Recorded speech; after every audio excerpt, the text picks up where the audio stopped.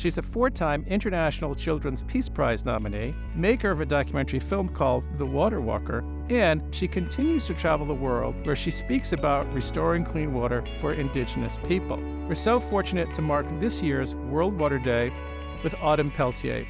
Welcome to What About Water, Autumn. Thank you. It's great to have you and great to see you again. We met in Ottawa, which was your birthday. Yes, it was. Now you're 18. Yes. You're still a student and you are juggling all this stuff on top of your advocacy and your activism. How do you stay focused? It was hard at first, but I've kind of got the hang of it now, and it's kind of smooth now. But it was a lot of managing my mental health, because I found that's what took the biggest toll. And just finding things that I enjoyed doing and doing things and spending time with people that I enjoyed spending time with. I love doing things like working out, and that helps me keep mentally balanced. And I have a pet. I have my cat. He keeps me balanced as well. I think we have similarities, although I should be working out more. You've been a water activist and a big name in Canada since you were really young. How did that journey begin for you? I'm Indigenous, and I come from a family that practices our traditional practices regularly and frequently. So I was 8 years old, and we had happened to be attending a water ceremony. And this water ceremony was taking place in a First Nations community that was about an hour and a half from my own community. And I go to the washroom, do my thing, and then I go to wash my hands, but on the walls and on the mirror it said, do not drink the water, not for consumption, and boil water advisory. 8 years old, I have no idea what this means, and I'm like, why can't I wash my hands? And so I go ask my mom, why can't I wash my hands? What's the boil water advisory? What does all of this mean? And she's like, well, this community, they can't drink their water. I really can't grasp what this means yet at all. And so I guess that sat with me, and the thought of kids that are my age and younger not knowing what it's like to go to their tap and wash their hands. They have no idea what it's like. They've never experienced that. And so later that night, I started to research on my own, because we had a computer in our house, and I used the computer to research on YouTube, boil water advisories, and just kind of learn what it was. It triggered motivation for me to kind of speak up and use my voice. So, you made the national spotlight a few years after that. Can you tell us about that moment? When I was 12 years old, I was invited to speak at the Assembly First Nations, and, not speak. I was invited to go and give Justin Trudeau a gift, and that's what I was told to do. They told me to not say anything. You walk up and you give him the gift and you come back. That's exactly what I was told. I was like, okay, I'll do that. And so I go up, and I don't know, in that moment, I just kind of I felt so much when am I ever going to get this opportunity to be face to face with the Prime Minister ever again? And in that moment, I just felt a lot of motivation to speak up and tell him that I was very unhappy with the choices he's made and broken promises to my people. And then he said, I understand that. And of course, that sparks a lot of emotion for me. And I started crying. And all that kind of came out was the pipelines, because at the time, he had just accepted and followed through with the Kinder Morgan pipeline. He said, I will protect the water. And so that's kind of what that moment was. And yeah, that's honestly kind of one of my biggest turning points in this little career that I have. So let me get this straight. So you were told to walk up to the Prime Minister of Canada and just hand him a gift. And you chose that moment to say, hey, what's going on? Yeah, because it kind of already didn't sit right with me. The fact that they told me to not say anything, that they gave me very clear and specific instructions. You walk up, don't say anything, you come back. Because that already didn't sit right with me, because I'm someone who obviously likes to use my voice and speak up.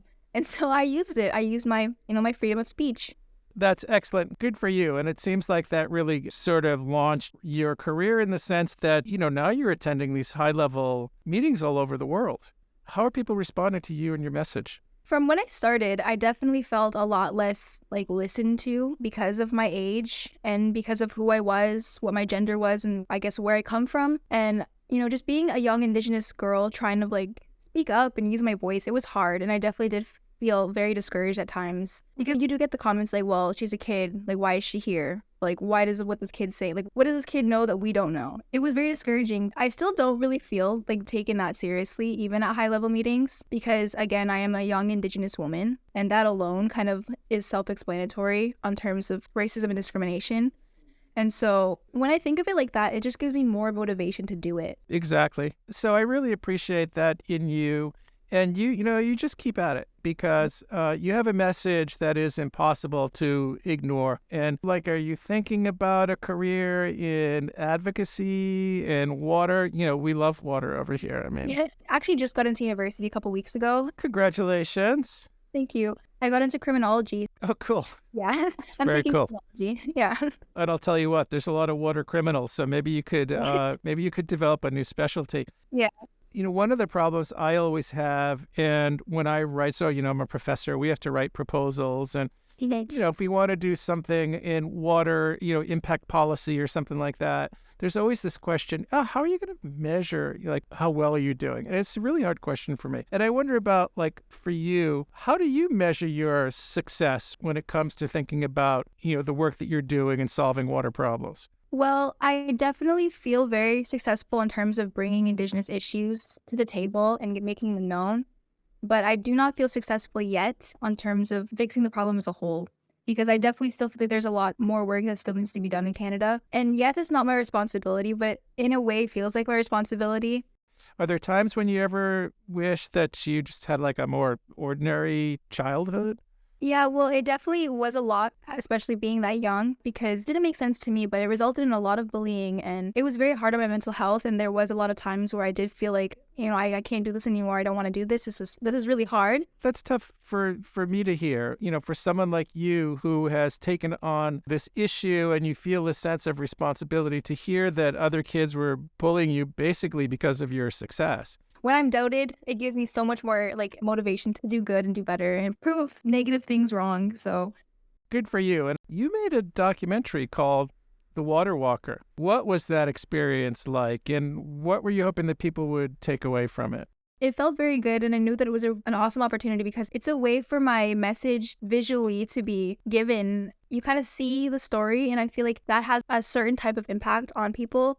Personally, when I see documentaries, it has a different impact on me. So I'm like, people are going to hopefully have that same view on it and see my message or see my story. And it was an amazing experience. Are you thinking about doing more of those in the future? I probably won't have time as I'm starting university, but it's definitely something I would love to do again, yes. I encourage you to think about that. As someone who tries to get the message out about water, we need to try a lot of different ways.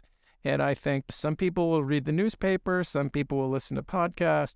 A lot of people watch documentaries, and you've got a great story. And beyond that, you've been nominated multiple times for the International Children's Peace Prize, which is like the Nobel Prize for young people that are out there. What does it mean to you to be nominated for that? It feels really good. And those are the areas that I do feel successful in, because I was able to bring that message and bring these issues that are not talked about at all to talking about them on international platforms and being recognized for international prizes and awards. And it's an amazing feeling, and I honestly can't even really describe how I feel.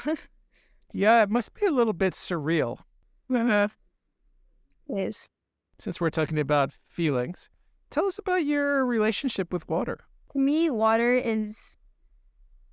It's very important, and it's kind of like one of the main elements in my daily life, because being born an Anishinaabe and an Indigenous person, we are taught that it's our responsibility and it's our right, even before we're born, because before we're born, we live in our mother's water for 9 months. And in those 9 months, we consider it a ceremony, because you learn your first two teachings, which are how to love your mother and how to love the water, because those two things give you life. Those two things give life. And so you're taught to have that respect and care for water from the beginning. And then, again, being born in Anishinaabe, we're automatically given the right and responsibility to be caretakers of the land and the water and the people. And so I look at it from a very unique perspective, from a very Indigenous perspective. And I treat water as if it's a human being because, like I said, it gives life. It sustains all life. And without water, none of us would be here.